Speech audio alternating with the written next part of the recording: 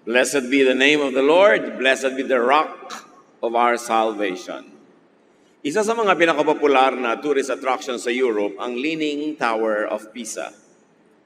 At ito'y sumikat hindi dahil sa pagiging tama, kundi sa pagiging mali. Ang building na ito ay nakatagilid. At bakit siya tumagilid? Kasi mali ang foundation. Hindi matibay ang foundation. May bahagi ng tinutuntungan ng building na malambot pala. Kaya sa pagtagal ng panahon, bumigay ito at tumagilid ang building. Ganyan din ang pananalig. Ganyan din ang eternal life. Pwedeng tumagilid, pwedeng magiba kung mali ang foundation. Ang pag-aaral natin ngayon, pinamagatan, build on the rock.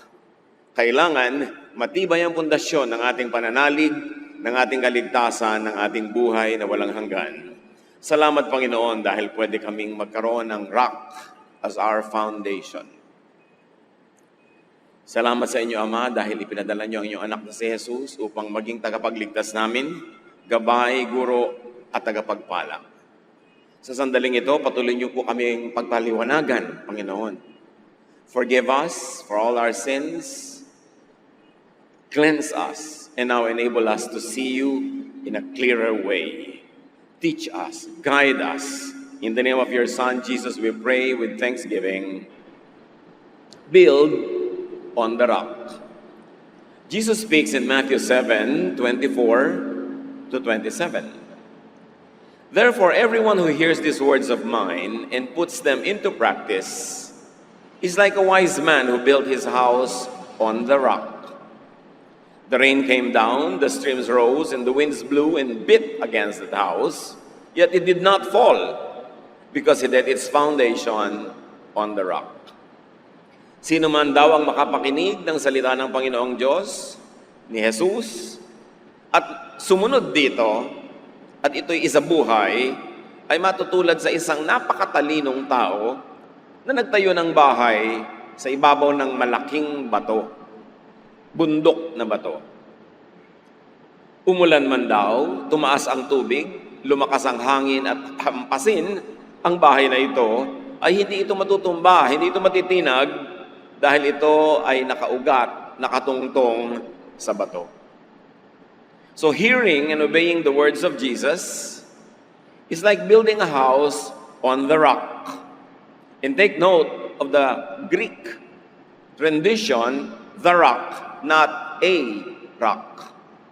Hindi isa lang na bato, kundi ang bato. Specific na bato, hindi kahit anong bato lamang. And house here could mean faith. Of course, it means spirituality, and it refers to eternal life. Even daily, practical life. Ang pinag-uusapang bahay na itinatayo natin ay ang ating pananalig, ang ating espiritualidad, ang buhay na walang hanggan, at maging ang pang-araw-araw na paraan ng ating pamumuhay, maihahalin tulad sa isang bahay na ating binubuo. Kailangan nakatayo, nakatungtong sa bato, nakasandal sa pader. Therefore, those who listen to and obey Jesus build their spirituality and faith and eternal life on the rock, the strong foundation. Pinakalinaw-linaw dito na upang makabuo tayo ng isang matibay na pananalig, isang buhay na walang hanggan na hindi matitinag ng anumang uri ng pagsubok o ng paghuhusga, kailangan ito ay nakasalalay kay Jesus sa pakikinig sa kanyang turo at sa pagsunod dito. Hindi sapat na madinig, kailangan sundin. At hindi sapat na makinig at sumunod kahit kanino na lamang, dapat kay Jesus kasi siya ang tunay na bato. The words of Jesus and the person of Jesus are the rock. Ano man ang ating pananalig, ano man ang ating values, ano man ang gagawin nating method, approach to life, philosophy in life, dapat nakaayon sa katuruan ni Jesus para ito ay maging matibay, matatag, at ito ay makalampas ng kahit anong pagsubok, lalo na ng judgment. 1 Corinthians 10:3-4, They all ate the same spiritual food and drank the same spiritual drink, for they drank from the spiritual rock that accompanied them, and that rock was Christ. Here, Paul is very clear about who the rock was and who the rock is. None other than Christ. Paul was referring to the Exodus, when the people in the desert ate bread coming from heaven and drank from water that gushed out of the rock. Symbolically, metaphorically, and practically, Paul was saying that rock was Christ. The life of the people of the Exodus, the life of the people then and now, all depend on this rock. And Paul is clear in identifying who the rock was. The rock was Christ. Those that build their faith and spirituality based on Jesus and His teachings build on the strong foundation. Ang tanong ay, may iba pa bang rock? Maraming itinuturing ang mga tao na kanilang rock. Kaya doon naman sila nagbabase ng kanilang pananalig, ng kanilang pamantayan sa buhay, ng mga values nila, ng kanilang sense of morality, sense of right and wrong, at pati na kanilang kaligtasan ay doon nila iniaasa. Pero ang sinasabi ng Biblia at nililinaw ni Paul, there is only one rock, and that is Jesus. At nilinaw pa yan ni Jesus mismo nung sinabi niya that those that hear my words build on the rock, and that is me. I am the rock. May tanong ang maraming mga relihiyoso, isn't Peter the rock? Isn't Peter the disciple, the apostle, the foundation of the church? Dahil sa sinabi ni Jesus sa Matthew 16:18-19. Sabi niya kay Pedro, dahil kausap niya, and I tell you that you are Peter, and on this rock I will build my church, and the gates of Hades or hell will not overcome it.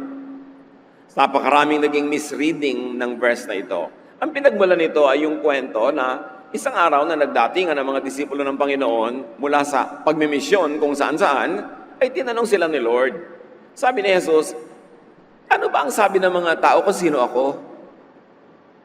At sabi nila, well, sabi ng iba, si John the Baptist ka raw. Sabi ng iba, kayo daw ay si Jeremiah or one of the prophets. At sabi ni Jesus, kayo, anong sabi niyo kung sino ako? Ikaw, Pedro, na ang pangalan niya talaga ay Simon or Cephas. Sabi niya, Pedro, anong sabi mo sa mga tao kung sino ako? At sabi ni Pedro, I told them that you are the Son of God, the Messiah. At ito ang sinabi naman ni Lord. Blessed are you, Simon, because I never told you this. No human being told you this. It is the Father in heaven that must have told you this. At yan itinuloy niya. And I tell you, if I am the Christ, and you are Peter. And on this rock I will build my church, and the gates of Hades will not overcome it. And the reading in English confuses many people because they think that the rock and Peter were one and the same. And there is a play of words here na dapat himayin. Yung Matthew 16:18-19, if we're going to read it in Greek, especially the nouns, sabi ni Lord kay Peter, I tell you that you are Peter. It's a new given name. In Greek, it was Petros, a male, a masculine noun, meaning a small rock. Kaya nung sinabi ni Pedro kay Jesus, I told them that you are the Christ. Sinabi naman ni Jesus, and I tell you, you are Petros. Ito na ang bago mong pangalan, small rock. You are Petros. And on this, the rock. In Greek, it is the article the, very definite. And I tell you that in this, the rock, or the Petra, a feminine noun, meaning a boulder, a big rock, I will build my church, and the gates of Hades will not overcome it. So the Petra on which the church would be built is not the Petros, the new name of Peter. Read it in Greek and it will be very clear. Ang English kasi can be very confusing. As they say, all translations are bastards. Kasi sa English nga, yung love, one word lang. Sa Greek, may phileo, may agape, may eros, maraming loves. Pero sa English, isang love lang yun. Halimbawa, sa English, isa lang ang rice. Sa atin, hindi lang. Marami. May wagwag, may intan, may sari-saring mga rice. Di ba? So, Sa atin, ang word lang natin sa snow, yung snow. Pero sa mga Eskimo, there are more than hundreds of words for snow. Kasi ang daming uri ng snow na kilala nila dahil yun ang kasama nila sa buhay araw-araw. But this Petros and Petra must never be confused. Sabi ni Lord, "And I tell you, Peter, you are now called Petros, a small rock. And on this Petra, the big rock, I will build my church."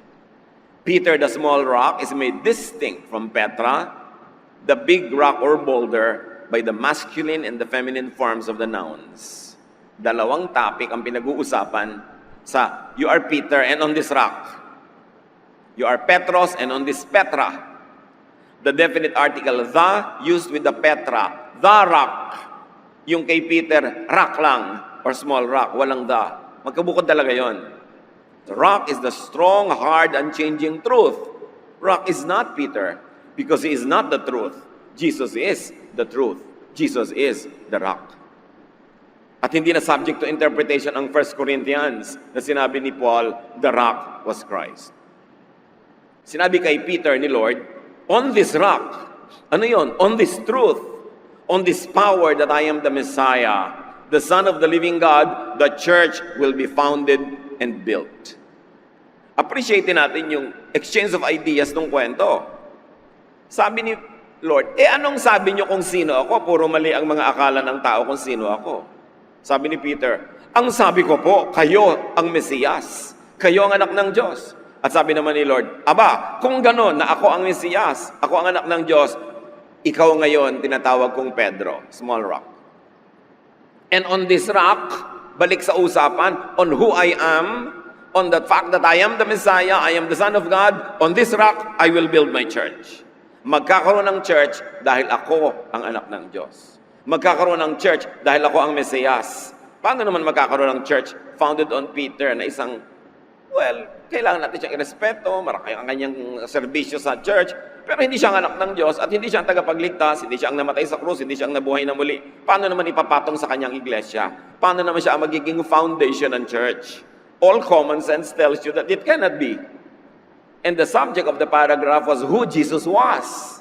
And when Peter identified him correctly as the Son of God, the Messiah, sabi ni Lord, yes, on that truth, on that rock truth that I am the Messiah, that I am the Son of God, the church will be founded. Magkakaroon ng kaligtasan, magkakaroon ng iglesia, dahil totoo na ako ang anak ng Diyos at ako ang Mesiyas. The church won't and couldn't be founded on Peter, a mere man. 1 Corinthians 10:3-4 is very clear. That rock was Christ. Meron kasi kumisang bansag na Peter the rock. Yes, Peter, a small rock, Petros. Pero hindi siya yung Peter the rock, Petra, on which the church will be built. Sa katotohanan niya yan, o sa kabulaanan niyan, napakaraming magkakahiwalay ng landas. Dahil napakarami na mananalig na si Pedro ang tungtungan ng iglesia. That he founded an institution and that it is only the only ark of safety and salvation according to its own internal teachings. But that is not how to read the Petros and the Petra of Scripture. Wala lang naka-question ng katuruan na yan dahil nung araw ang mga tao naman hindi nagbabasa ng Biblia, hindi nila kayang basahin ng Biblia, hindi sila marunong magbasa. Kaya tumagal lang katuruan hanggang naging parang totoo na wala nang nagtatanong. Pero kung babalikan mo ang pinagbasihan sa Scripture na ngayon ay pwede nang basahin in any language, in any version, malinaw na malinaw, Jesus is the rock. At may problema ba tayo doon if Jesus is the rock? Ang problema kung si Peter yung rock. Dahil sabi ni Lord, the gates of Hades or death shall not prevail against it. Peter died and remained dead. Jesus died and rose again. Malinaw kung sino yung rock. Hindi dapat pagkalituhan kung ang rock ay yung founder o yung follower. Kung si Jesus, the Son of God, o isang apostle na pinili niya. Hindi natin dinidisregard si Peter, pero inilalagay natin siya sa tamang lugar in relationship to Jesus, who is the Son of God, na siya namang dapat talagang ilagay sa tamang lugar. At kung tama ang foundation ng iyong pananalig, ang lahat ng kabuntot nun ay tama. Kung mali ang foundation ng iyong pananalig, matutulad ka sa Leaning Tower of Pisa. Matutulad ka sa ibang mga building na gumuho nung inalog ng lindol, nung tinaasan ng baha, nung hinampas ng hangin dahil hindi founded on the rock. Now, back to Matthew 7. So, sino man daw ang makinig sa pangasalita ni Jesus at sumunod doon ay matutulad sa taong nagtayo ng bahay sa bato. Yung kabaligtaran, verses 26 to 27, but everyone who hears these words of mine and does not put them into practice is like a foolish man who built his house on sand.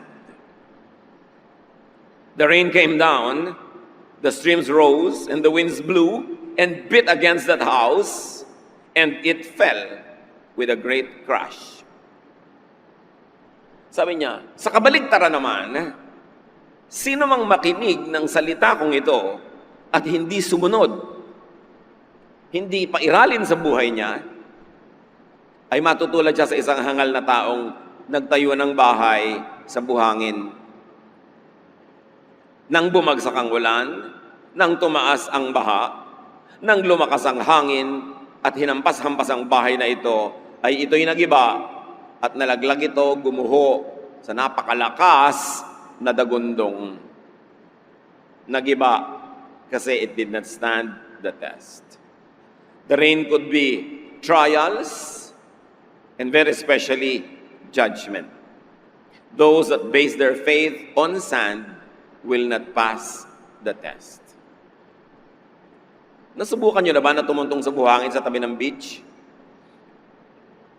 Na nung biglang umalon, dumating ang tubig sa paligid ng inyong mga paa, pagbalik uli ng tubig sa dagat, ang daming buhangin sumasama at nauubos ang tinutungtungan yung buhangin. Ganon ang nakatayo sa buhangin. Nawawala, nalulusaw ang tinutungtungan, ang inaasahan. Sand could be anyone aside from Jesus that we listen to. Sand could be any teaching aside from Jesus' teaching that people follow. Malungkot ang wakas ng nakatayo sa buhangin. Yung Leaning Tower of Pisa, nagagandahan lang ng mga raming tao kasi kakaiba, pero ang worry nila lagi, pwede na siyang gumuho any moment. Hindi kasi nakatapak sa matibay na pundasyon. Building lang yon, non-living thing. Paano ang iyong espiritu? Paano ang iyong kaluluwa kung hindi ka nakatapak sa bato? Paano ang iyong pangaraw-araw na buhay, ang iyong mga value system? Paano ang mga desisyon mong ginagawa kung hindi nakatungtong sa turo ni Jesus? Paminsan-minsan nakakasurvive, pero madalas hindi. Alat tsamba. Pero ang nakatungtong sa bato, sabi ni Jesus, kailanman hindi matitinag. Kaya mahalagang unawain kung sino ang batong ito. A house, faith, spirituality, or eternal life based on someone or something else will fall with a great crash. Kaya malinaw na sinabi ng Panginoong Yesus sa John 14:6, I am the way, the truth, and the life. Parang the rock. No one comes to the Father except through me. Pwede kaya na si Jesus ang the way, the truth, the life, tapos iba yung rock, hindi siya? Magiging very inconsistent yan. Dalawa na pala ang pwedeng daanan. Isa lang. Si Jesus lang. At hindi natin binabaliwala ang sino mang nilalang lamang na napagkakamalang siya yung rock. Siya man ay matutuwa na maituwid ang mga maling paniniwala ng tao dahil kahit si Pedro ngayon, hindi niya ikatutuwa na siya ang napagkakamalang rock. Kasi hindi niya aagawin kay Jesus kahit kailan yung distinction na yon. Tao lang ang nagbigay sa kanya nun. Pero hindi siya ang kumuha nun para sa kanyang sarili. Ikagagalak ni Pedro na ito ay maituwid. At ikagagalak ni Pedro na ipakilala ang mga tunay na mga may office sa church at yung mga hindi na napagkamalan lang at nakasanayan na lang. At minsan hindi na tinatanong pa dahil natatanggap ng karamihan. Pero sinabi ni Jesus, the way is hard, the door is narrow that leads to life, and those who find it are few. The way is easy, the road is wide, the door is wide open that leads to destruction, and those that find it are many. Hindi nadadaan sa paramihan yan. Ang katotohanan ay dinadaan kung ito'y nakakapit sa salita ni Jesus, sa katuruan ng Scripture, hindi sa tradisyon, kaugalian ng tao. After an unusual teaching was shared by Jesus, many deserted Him. Alam niyo ang Panginoong Jesus, dumating siya upang ituwid ang maraming pagkakamali, lalong-lalo ang mga religious beliefs and mistakes of His own people. Hindi nagustuhan yon ng religious establishment, kaya siya ipinapatay. At si Jesus ay nagtuturo ng tama para palayain ang mga tao mula sa mga pagkakatali sa kung ano-ano mga kaugalian at tradisyon na hindi naman kailangan, pati yung mga taong pinapalaya niya, nagalit sa kanya. Marami siyang tinuturuan ng tumalikod sa kanya. Konti na lang natira. At yung mga natira, tinanong niya sa John 6:65 to 68. He went on to say, "That is why I told you that no one can come to me unless the Father has enabled him." From this time, many of his disciples turned back and no longer followed him. "You do not want to live too, do you?" Jesus asked the 12. Simon Peter answered him, "Lord, to whom shall we go? You have the words of eternal life." Nung maraming nagtalikuran kay Jesus dahil sa mga katuruan niyang kakaiba sa pandinig, tinanong ni Jesus ang mga konting natira, "O kayo rin ba, tatalikod na rin sa akin?" At sabi ni Pedro, kanino naman po kami susunod? Kayo ang nagbibigay ng buhay na walang hanggan. Ang salita niyo ang nagbibigay ng buhay.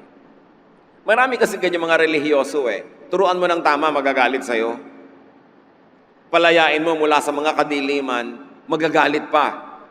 Dahil gusto nilang manatili sa kadiliman. Pero sabi ni Lord, kaya sinabi ko sa inyo, liban na lang kayo pagkalooban ng Ama sa langit ng grasya, hindi nyo talaga maiintindihan. Kasi sobrang nakalubog ang mga tao sa kadiliman, sa kamangmangan, na sa katagalan na nandun ay nagmukha ng iyon ng standard at yun ang tama. Sa niya, marami talagang hindi uunawa dahil hindi sila magbubukas ng kanilang puso. Pero sabi ni Pedro, kami po bukas ang aming puso. Nakita na namin na kayo ang tagapagligtas. Wala na iba pang panggagalingan ng salitang nagbibigay ng buhay. Sa inyo kami, kahit ano pa ang mangyari. Itong Pedrong ito, ang pinagkamalan ngayon ng tradisyon na naging rock, I'm sure ikinalulungkot ni Pedro yon. Hindi niya gusto yon. Dahil hindi naman siya ang pinanggagalingan ng buhay na walang hanggan. At hindi niya kahit kailanman tatangkain na kuhanin yung title na yon. Mga kapatid, napakalinaw, don't build on sand. Kung kayo man ay magpapagawa ng bahay, lalo't may budget, lalo't maganda ang bahay at gusto niyo magtagal, pinipili niyo talaga ang foundation. Nakita ninyo, yung mga pumili na bumili sa mga subdivision at tabi ng ilog, tuwing may baha, tuwing may bagyo, ninenervyos. Kasi nandun ang foundation ng bahay nila Yung mga naman pinili, kahit hindi sila conscious na nung napili nila, nandun pala sila sa mga bato, sa mga burol, tuwang-tuwa sila sa naging choice nila, dahil ngayon tuwing may baha, tuwing may bagyo, hindi sila gaanong nangangamba, hindi tulad ng mga nasa tabing ilog. Hindi mga nasa gilid ng bundok na pag 3 araw ng umuulan, lumalambot na yung lupa, pwede mag-landslide na at patabunan sila. Talagang location, location, location. It depends on where you are. Kahit sa business. Ang ganda-ganda ng business mo, pero nasa 2nd floor, naku, madalas lalangawin ka. Lalo sa mga Pilipino, ayaw umakyat ng hagdan. Kaya nga kahit may overpass, tatawirin na yung daan, kahit may malaking, marami nang namatay dito sign.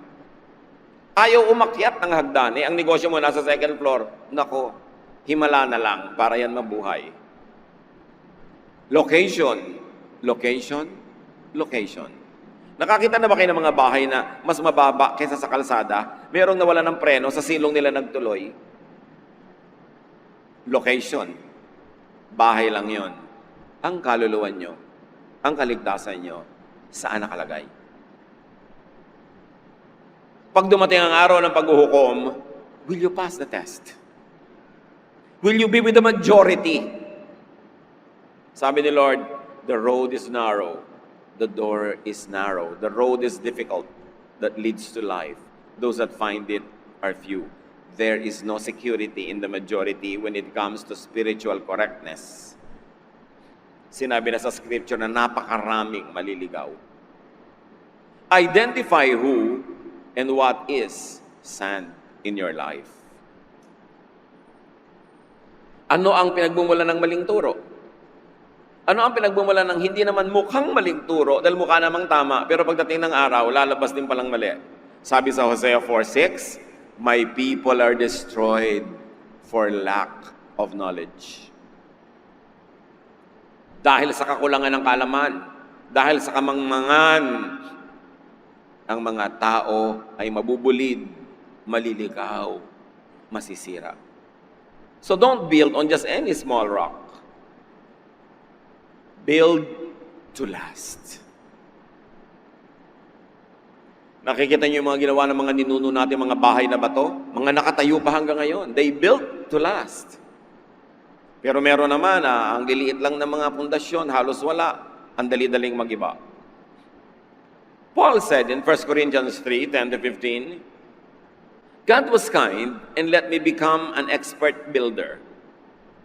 And he is not talking about a building, but talking about the church, about the spirituality of people. "I laid a foundation on which others have built. But we must each be careful how we build, because Christ is the only church foundation."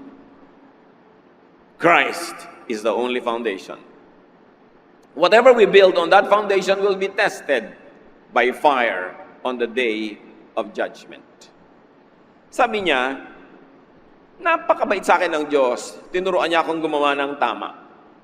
To the point that I can call myself an expert builder, spiritually speaking.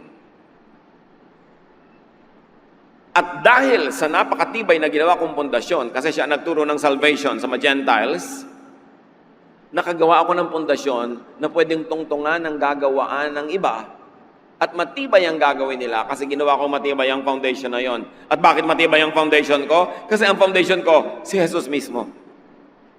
Wala akong ibang ginawang foundation. Si Jesus. Hindi ko ginawang foundation ang tradisyon.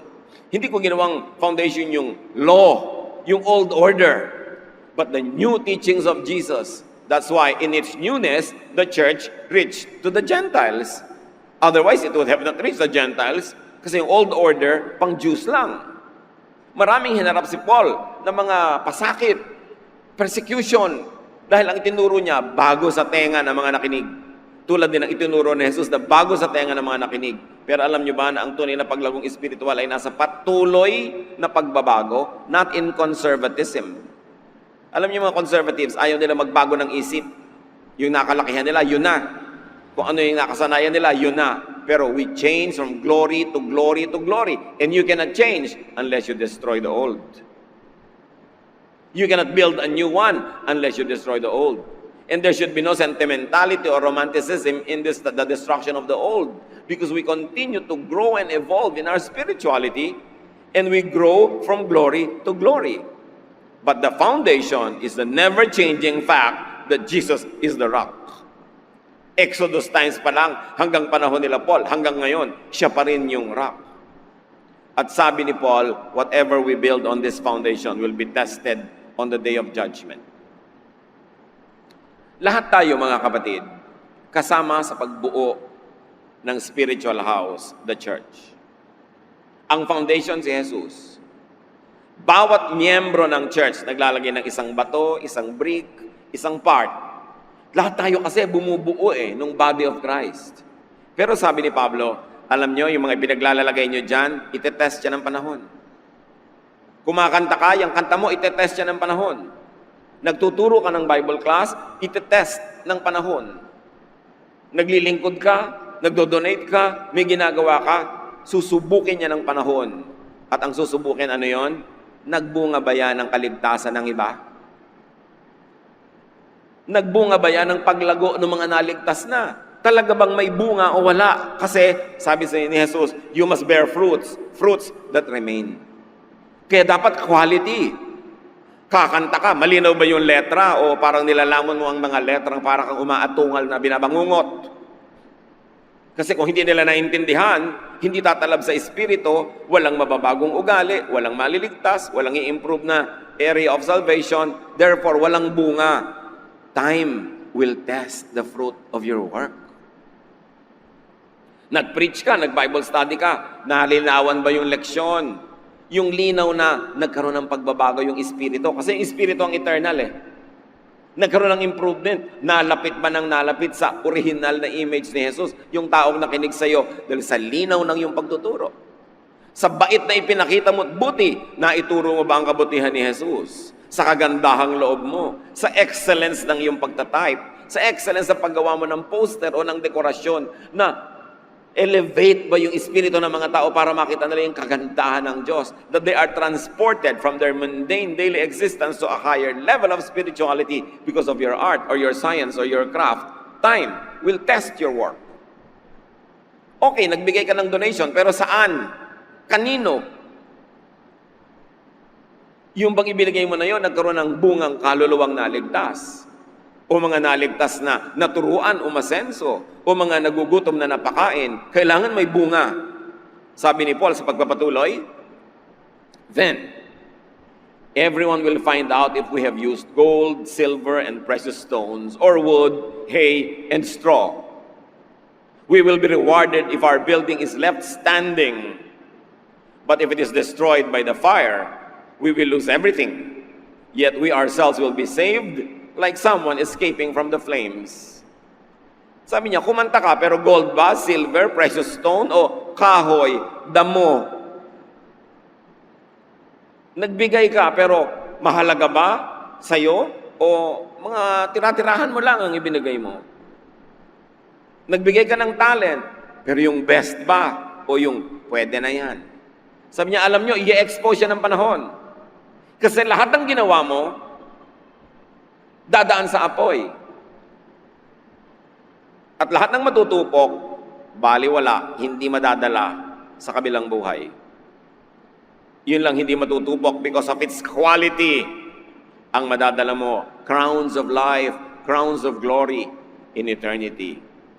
Sabi, pero kung tunay ka namang ligtas, kaya lang walang kakwenta-kwenta ang mga serbisyo mo, lagi kang absent, walang quality, maliligtas ka naman dahil ligtas ka na. Pero para ka lamang tumakbo mula sa sunog, wala kang nadala. Umuusok-usok pa yung buhok. Nagliliyab-liyab pa yung dulo ng laylayan ng damit mo. Pero maliligtas ka naman kasi nagpaligtas ka kay Jesus. Pero wala kang kadala-dalang kayamanan na iaalay sa paanan ng Panginoon habang panahon. Kaya sabi ni Pedro, kaya ni Paul, alam niyo ako, hindi sa pagyayabang, kasi totoo lang, I gave my best. At pagdating ng panahon, lahat ng ginawa nating mga anak ng Diyos ay idadaan sa apoy, kay raming matitira, because I know I gave my best. Kayo, ano matitira? Kayo lang, kaluluwa niyo, walang kadala-dala. Kasi walang madadalang treasure in heaven, kasi walang planting that was done on earth. At nilinaw ni Paul, only that which is done for Christ will last. Only that which is founded on Jesus will stand the test. So marami kang ginawang kabaitan, kagandahang loob, but not in the name of Jesus, not in the context of your faith in Jesus, it will not stand the test. Marami kang ginawang religious activity, pero hindi naman founded on the rock, basta religious activity lang, wala kang madadala. Kung sakali mang ikaw ay ligtas nga. Kaya mahalaga mga kapatid, ang usapin ng who is the rock, are you founded on the rock? So build on the rock, build on Jesus. And how is that done? Know the teaching of Jesus. How can you build on the teaching of Jesus when you don't know the teaching of Jesus? Search for the teachings of Jesus, review and refine the teachings of Jesus. Ihiwalay. Parang pumipili ka ng mga bato, hinihiwalay mo sa bigas. Ihiwalay ang turo ni Jesus sa turo ng kung sino-sino lamang. Kahit turo pa ng mga disipulo, kahit turo pa ng mga propeta, iba ang turo ni Jesus mismo, iba ang kalidad, iba ang level, iba ang antas, dun tayo dapat nakatungtong. Ang turo ng mga propeta, turo ng mga disipulo, nakakatulong sa pang-araw-araw na buhay natin. sa specific ethical issues that sometimes we have to make and have a basis on, they help. But on matters of eternal life, on matters of what really count, it is the teaching of Jesus that must surpass any and every teaching. Dapat siyang unahin, alamin, at ipaibabaw sa lahat ng uri ng ating sinusundan na mga katuruan. So this is a challenge. How long have you been with the Lord? How long have you known the Lord, so to speak? But get to know Him more. Read more. Study more. And isolate the teachings of Jesus from many other religious, ethical issues, social issues, even in the New Testament. Mga teachings na pang-social lamang, pang-family life, pero walang kinalaman sa kaluluwa. Mahalaga, pero dapat nakaklasify. Never confuse the value of the teachings of Jesus with the value of the teachings of everyone else. Because Jesus is the rock. Get founded on the rock and rise to great glory when Jesus returns. Kailangan lahat ng ginagawa natin sa buhay will pass the test. And only that what is done for Christ will last. Mga kapatid, tayo manalangin. Salamat Panginoon dahil ang linaw-linaw kung sino yung bato. Turuan niyo po kami Panginoon na gawing practical ang application nito. Kailangan maging kasangkapan mo rin kami sa pagkakalat ng katotohanan kung sino ang bato. Maging kasangkapan mo kami, Panginoon, sa aming mga kamag-anak, kaibigan, kakilala, katrabaho, kaklase, para maipakilala namin sila sa tunay na bato at maipakilala namin ang tunay na bato sa kanila. Teach us, Lord, to have compassion for lost souls, to be diplomatic, to be suave, and to be kind when we share the truth. Pero nawa, Panginoon, yung commitment namin sa iyong katotohanan will always be like fire burning in our hearts. At kami man sa pang-araw-araw na buhay, patuloy na magbago ng magbago, umunlad ng umunlad, at lahat ng ginagawa namin para sa inyo will stand the test of fire. Pagbulay-bulayan natin mga kapatid, ang lahat ng practical implications sa buhay natin that Jesus is the only, the real rock of salvation and eternal life. Lord, as your people sit still before you, reveal, teach, heal. Father, we ask in the name of Jesus, your Son,